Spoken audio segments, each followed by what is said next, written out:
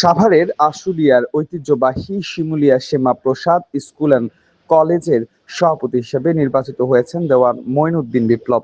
মাধ্যমিক ও উচ্চ মাধ্যমিক শিক্ষা বোর্ডের আওতায় গত 28শে জুন তিনি আনুষ্ঠানিকভাবে দায়িত্ব গ্রহণ করেন। দায়িত্ব নেওয়ার পর থেকে একটি মহল তার বিরুদ্ধে অপপ্রচার চালাচ্ছে বলে অভিযোগ করেন তিনি। বিদ্যালয়ের প্রধান শিক্ষক ইয়াব হোসেন জানান, সভাপতি হিসেবে দায়িত্ব গ্রহণের পর থেকেই দেওয়ান মঈনুদ্দিন বিপ্লব প্রতিষ্ঠানের সার্বিক উন্নয়নের বিভিন্ন উদ্যোগ নিয়েছেন। তিনি আরো বলেন, বিধি অনুযায়ী সভাপতি নির্বাচিত হওয়ায় শিক্ষক, শিক্ষার্থী ও অভিভাবকদের মধ্যে সন্তোষ বিরাজ করছে। আমি মোহাম্মদ ইয়ার হোসেন, প্রধান শিক্ষক, শিমুলিয়া শ্যামা প্রসাদ স্কুল অ্যান্ড কলেজ। বর্তমানে এই প্রতিষ্ঠানের সভাপতি জনাব দেওয়ান মঈনুদ্দিন বিপ্লব সাহেব। উনি গত এই বছরেরই স্পোর্টস প্রোগ্রামে উনি প্রধান অতিথি হিসেবে ছিলেন।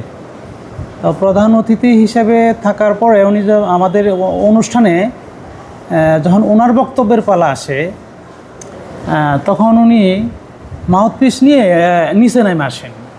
সবাই বলছে, স্যার স্যার স্যার এখানে বক্তব্য দেন। তো উনি বললো, না না না না, আমি ছাত্রছাত্রীদের মাঝে মিশে গিয়ে তারপরে বক্তব্য দেব। আর একজনই পিছন থেকে আমাদের একজন শিক্ষক বললেন, স্যার এখান থেকে দেন। উনি বললেন যে না, আমি কারো স্যার না, আমাকে ভাই সম্বোধন করবেন। তাতে ওনার যে আচার আচরণ, কথাবার্তা, তাতে সব শিক্ষক এবং কর্মচারী খুব প্লিজড। এরকম একজন মানুষ আমাদের স্কুলে যদি সভাপতি হতেন তাহলে মনে হয় স্যার ভালো হতো। আমাকে প্রস্তাব দিলেন স্যাররা, শিক্ষক মণ্ডলী। তখন আমি বললাম, তাহলে দেখা যাক কী করা যায়। তো সময় মতোই আসলে প্রোগ্রামটা হয়েছিল। পরবর্তীতে যখন আমরা প্রস্তাব পাঠাই সভাপতির জন্য, তো ওনার নাম প্রস্তাব করি আর কি। তো উনি সভাপতি হয়েছেন হলো 28/7/2026, এই তো গত মাসে। তো সভাপতি হওয়ার পরে আমরা 4 লক্ষ টাকার উন্নয়নমূলক মানে রং করার কাজ পেয়েছি। আপনারা বাইরে গেলেও হয়তো দেখতে পারবেন, মানে সম্পূর্ণ প্রতিষ্ঠানই মোটামুটি ঝকঝকা তকতকা আর কি। সম্পূর্ণ স্কুলই রং করা হয়ে গেছে।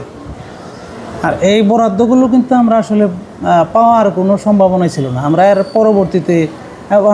পূর্ববর্তী যে সভাপতিরা ছিলেন খুব একটা কিছু পাই নাই বললেই চলে। মানে স্কুলটা একদম পিছনে পড়ে আছে। তো এমপি মহোদয়েরও বিশেষ নজর আছে, কিছু আনতে হবে কি, মানে কি কোন লোকজন থাকবেন, তাদের জন্য খাওয়ার আইটেম কি করা হবে,